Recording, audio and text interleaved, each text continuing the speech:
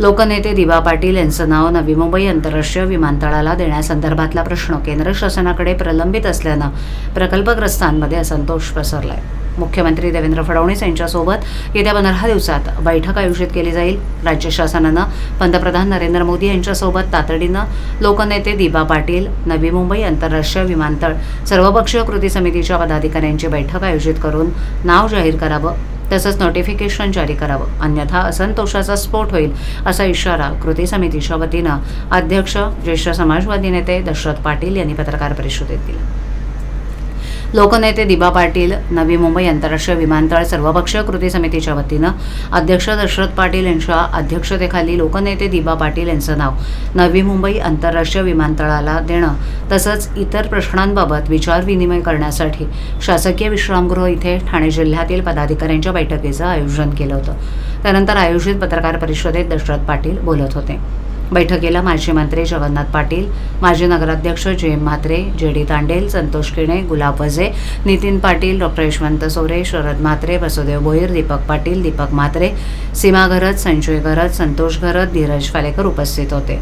लोकनेते दिबा पाटील यांचं नाव नवी मुंबई आंतरराष्ट्रीय विमानतळाला द्यावं यासाठी आजवर अनेक आंदोलनं केली। त्यामुळे राज्य सरकारनं त्यांच्या नावाचा ठराव महाराष्ट्र विधिमंडळाच्या दोन्ही सभागृहात मंजूर करून तो केंद्र सरकारकडे पाठवलाय। परंतु हा ठराव केंद्रात अजूनही प्रलंबित आहे। विमानतळाचं काम आता पूर्णत्वास आलंय। कदाचित नोव्हेंबरपासून उड्डाणाला सुरुवात होईल। अशा वेळेला दिबांचं नाव या विमानतळाला देणं गरजेचं आहे असं दशरथ पाटील म्हणाले।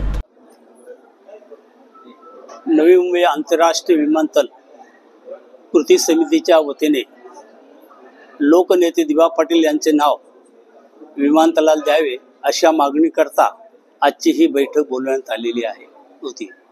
या बैठकीमध्ये सर्वसाधारणपणे राज्याचे मुख्यमंत्री यांच्याबरोबरीने येत्या 15 दिवसामध्ये त्यांच्या दालनात बैठक घेऊन निश्चित निर्णय घेणे आवश्यक आहे।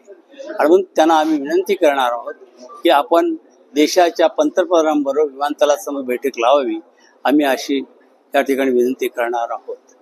म्हणून आजच्या या बैठकीमध्ये तशा प्रकारे सुरू ठरलेलं आहे की जर आपल्याला भेट दिली गेली नाही तर मग पुढचं पाऊल काय याच्याबाबत नव्याने बैठक लावण्यात येईल।